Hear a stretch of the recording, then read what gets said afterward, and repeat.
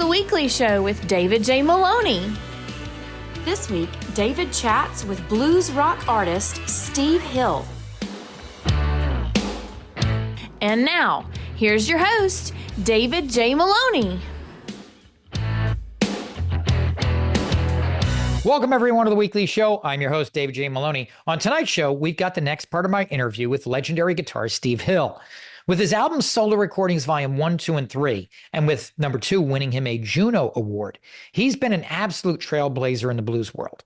His ability to send a wall of sound flying at his audience despite only being a one-man band is legendary, and it leaves most people with their mouths wide open at what they're witnessing. He's won Guitarist of the Year, Album of the Year, Entertainer of the Year, among many others at the Maple Blues Awards. And his new album, Hanging on a String, brings him once more to the national and international stage with his unique sound and soul. Back again after the break is none other than guitarist Steve Hill. So don't go anywhere. We'll be right back.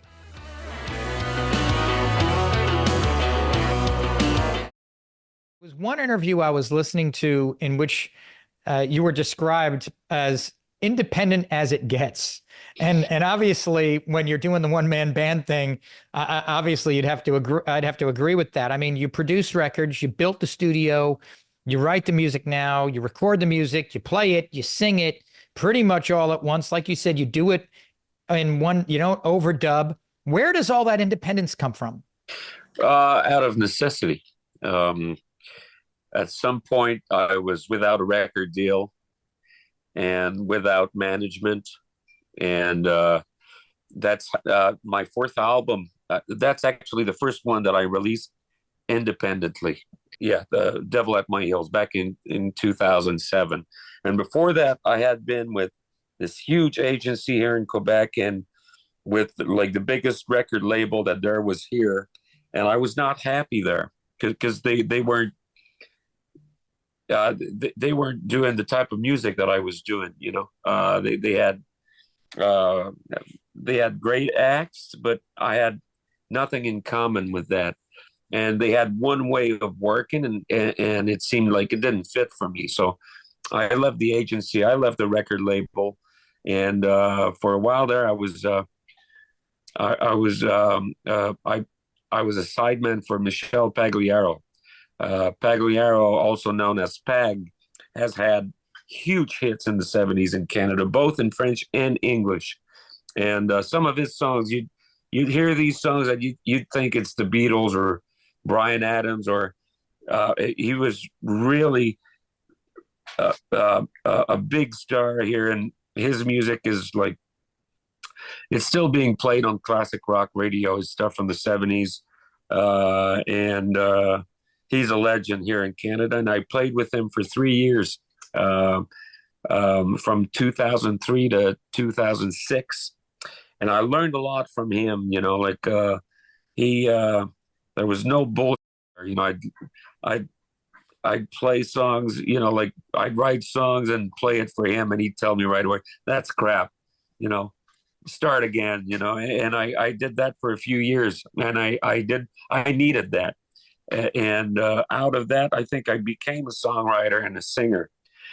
He helped a lot, you know. He was very hard with me, and I think I needed that at the time. You know, I was used to people telling me how good I was, you know, and this guy did not bullshit me, you know. So, you can still, we released a live DVD, I think it was in 2005, and you can find all of these, it's all on YouTube. So if you go to YouTube and check out Michel Pagliaro, you'll see stuff live from Quebec City. And that's me when I was like 32. And the band was my band also. And we had a killer unit and a killer show going on. And so I did learn a lot there. And then, but since I had left that big label and that big agency, I was like, nobody wanted to sign me. You know, so I had to do it on my own, and I went from, you know, selling out 1,000-seaters to playing clubs for the door within like 2 or 3 years, and then I had to build everything back again. And I released "Devil at My Heels" independently, and that's it. It to a lot of people, it's my best album. It's more of a hard rock record, and people still talk to me a lot about this record, and I think it really it stands the test of time. It still sounds great, and the songs. I'm really proud of this record, and it took a long time to do because I wrote so many songs to just have these 10 songs, but they were really up there. The quality was there, and but releasing it independently to me was I found it really hard. It's a lot of work. So after that, the album after that, I signed to a label, and it sold less. And then I signed to another label, it sold even less. And then we're at the situation where I'm starting the one man band, and I released it on my label, and it sold more than everything that I'd done before. So that's why I just kept at it, and I haven't had a manager in, I don't know, 15 years, or not necessarily that I wouldn't want to have one, but, if I could get like an American agent who could help me in America, I'd really like that, actually. Yeah, And some with promotion and what have you, because yeah, that's really kind of where it's at, especially if you're a touring artist these days. exactly.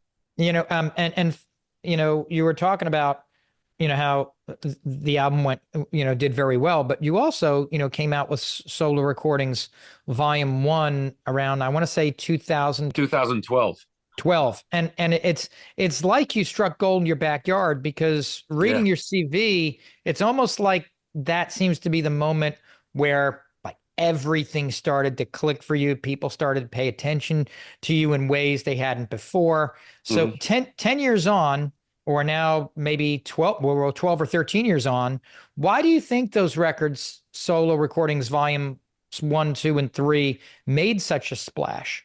I think there was something about the rawness of it, like everything is overproduced usually, like if you turn on the radio, it's all going through like the computer, and everything is auto-tuned, and Auto-tune, everything yeah. is put back on the grid, and so that was different. And also um there was a simplicity to it that I guess people liked, and but as time went by, there's more complexity to the performances. Like on the new record, it doesn't sound like one guy. That's the thing about the new record. It sounds like a trio. It sounds like a band, and it took me a long time to get there. Like Solo Recordings Volume 1 was really more of a blues record, whereas this one, I consider this one to be more of a rock record, But I couldn't do rock and roll when I started the one man band project. There was just no way of doing rock and roll with a bass drum and just a hi hat. Well, you kind of had to perfect the newfound craft, right? Yeah, So, and then there was it took a long time to be able to play what I play now. Um, it took years and years and years, and a lot of touring and a lot of practicing, and I wasn't even, like the album that I released before that was not a one man band record. It started as a one man band record, but it seemed like I couldn't perform what I wanted, what I was hearing in my head.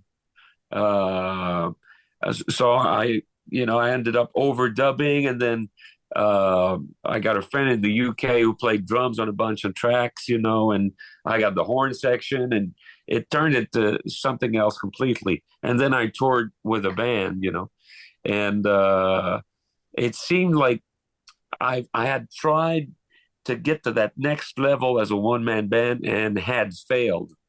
Uh, and I had sort of given up on it. It was like, in my mind, like I had done what I could with it, and I could picture in my head the next level, but I couldn't get there. Physically, I couldn't perform it. Like it's hard. You have to. it's like you need like five brains, and what I was trying to do, I couldn't nail it, And then again, another accident. Um,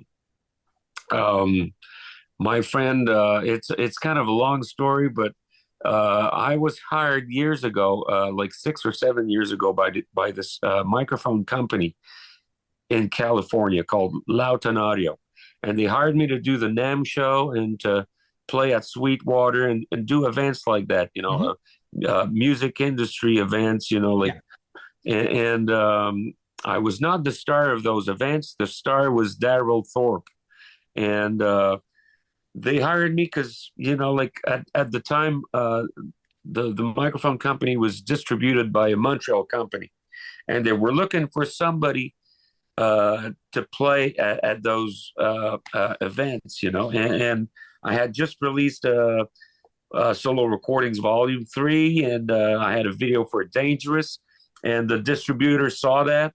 He sent it to Brian Lautenschlager, Loughton Audio, and the guy liked it, and so they decided to book me for those events, and it went really well. And like I said, the star was Daryl. Daryl has now 10 Grammys for Engineer of the Year. He does all the Foo Fighters records, but he's also done McCartney, Radiohead, you name it. And they like me because it's just one guy, and you can mic the drums, you can mic a bass amp, you can mic guitar amps, vocals, and so Daryl would explain how he uses the microphones, how he positions the microphones for what I do, and it went really well, and we got along really well. And since then, once in a while, Brian would get in touch and tell me, "Man, you should come and record in California." And about a year and a half ago, April 2023, I was out west touring, and I was playing Calgary, and somebody filmed something, and I reposted it on Facebook. And Brian is at Studio 606. Dave Grohl's studio. Dave Grohl's studio, and he's there with Daryl. And so he's looking at his phone, and he sees that, and he calls me, and he's like, "Hey, man, I'm with Daryl. We're at Studio 606. You should come and record here, man." And I'm like, "Yeah, that'd be awesome, Brian. But, like I've been saying it, he's been telling me for years, but I'm an independent artist. I have my home studio. Your own studio, yeah. I don't have a lot of budget, and that seems like, to me, going to California to record an album seems like an impossible dream. It's the ultimate dream, but it seemed like it's just not possible. And a week later, I finished my tour, and we're playing Red Deer, and then we drive to Calgary, and I'm leaving the next day, so I didn't even get a hotel room. I'm staying on a flattable mattress in the basement at my tour manager's house, and I go to bed, and I wake up I'm like half, like when you're not asleep and you're like in the middle, and it smells like barbecue, and I get dreams of barbecue, and I'm like, "Oh man, that's nice. He's cooking some barbecue," and I open my eyes, and the basement is full of smoke. The house was on fire, and I got my buddy out of there. And another friend of mine, Brother Ray, came to pick me up, and he brought me to the airport, and I'm sitting in my seat just before we take off, and I do a post on Facebook, and I write down, "Woke up in a house on fire, just did 10 shows in 11 days, I'm going home." And when I landed in Montreal, Brian had written to me, and he's like, "What happened, man?" And I call him, and he's like, "Hey, that's a good line for a song." Yeah, I was going to say that's and that's something in there. And that's the first line of Hangin' on a String, the first track on the album, the title track. It starts with that line. And from there, Brian, I think a week or two later, had booked the studio, had booked Daryl, and he decided that they'd produce the album. And he paid for the recording. He paid for Daryl for the mixing. And I had 3 months to write and learn how to perform an album live in the studio. So I worked really hard. I did a bunch of demos in my home studio here, and I'd send tracks to Brian, and he'd yeah, okay, that's good. This one, no, this one's not going to cut it. And so we did some back and forth like that. I got my buddy Johnny Pilgrim, who's Canadian but lives in California, and he helped me a lot with the lyrics. He wrote most of the lyrics, and I was ready to do the album when there in August last year, and Johnny comes to pick me up at the airport, picks me up and with my girlfriend, and 15 minutes we leave, and 15 minutes after leaving the airport, somebody ran on a red light straight into us. I got rib injuries, and so I was in the studio 2 days later, and after 2 days in the studio, it was getting worse and worse. And how does that impact your diaphragm when you're trying to sing? oh, it's impossible. I was going to say, yeah. And it actually took me about a year to get back to where I was before the accident. But after 3 days in the studio, the producers decided to postpone the recording, and I went back in January, and I had 6 days to do it. But it turned out to be quite the lucky accident, because I think the album is much better having had the accident and having postponed the recording than it would have been. It gave me 3 more months to get the songs ready, and I'm very proud of it. I don't think I've never been as focused in anything in my life than when I was recording this album. It's all first, second, or third takes. Daryl would not let me do more takes than that. So we do 2 songs. Well, it was on his dime for one, right? Yeah. Now, I've interviewed a fair number of artists at this point, and a piece of information that comes up rather frequently is this idea that guardrails sometimes actually offer freedom. And that makes me think of what you've done with your act and even on this album. Do you think that giving yourself the limitations, I mean, you only have 2 arms and 2 legs, right? Mm-hmm. Do you think that giving yourself those limitations actually made you a better artist and maybe freed you in some way? I think so. It actually helped me to find my sound. Because before that, from one album to the next, I'd try different things. And like I said earlier, I love music in general. Like having too many items on the menu. Exactly. Like for a while, I was really into Waylon Jennings, and that really influenced an album.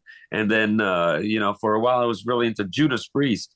So to me, it's all the same. It's all music. But yeah, for an audience, like sometimes it can be asking quite a lot, but with the limitations of being a one-man band, I think I really found my sound.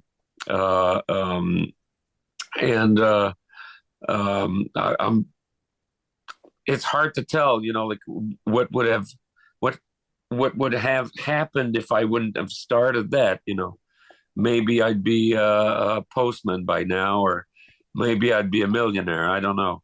But well, the one-man band thing, there's a lot of people, you see a lot of one-man band acts online, but they're gimmicky. Yeah. And in your situation, it is far from gimmicky. And I think that speaks a lot to the success of it. I mean, the first time I visually saw you play, I was blown away that all the sounds I was hearing were coming from one person alone, without some other backing track or some, because you see the things online, somebody have back. I mean, when you play live, let's say the first time you did this, what did you see on your audience's faces initially when you came on stage to start your set and it would just be you? Was it bewilderment? Was it amazement? Did they already know what they were coming in to see? Well, the first show I did was I didn't even have the bass drum. So it was just solo. But, like since the age of 15, I've been practicing solo stuff, playing finger style guitar. And so, it's not like it was new to me, like playing the bass line and playing chords and doing lead lines, that I've been practicing that for, I don't know, 30 years, 35 years. uh, so, so that was already there. And then the more added stuff, I can see the reaction now, like they don't understand how I can do it, but it's just like I tell them, it's baby steps, you start with one thing. And like I started with just the bass drum. As a musician, you're used to tapping your foot. So that's the basic of it. I tap my foot, and instead of just tapping my foot on the floor, I play the bass drum. And then the hardest thing was adding the other foot and coming up with different patterns, but it's just like anything else, you work at it. And I think that once we think of something, we can find ways to do it. Like Jules Verne's invented the submarine in a science fiction book, and like 20 or 30 years later, they had a real submarine. So once we think of something, we can do it. Oh, hey, on the Jetsons, they had people talking to each other like we are now, and now we are. Exactly. So I have this sound in my head that like I could, it'll sound weird, but I could see it. I could see this sound, and I didn't know how to get it with a band, but it turned out that the way to do it was the one-man band. That's our show for tonight. Thank you so much for watching, and a special thanks to Steve Hill for joining us. Steve will be back again next week for the next part of our interview. So please tune back in. Stay safe, everyone.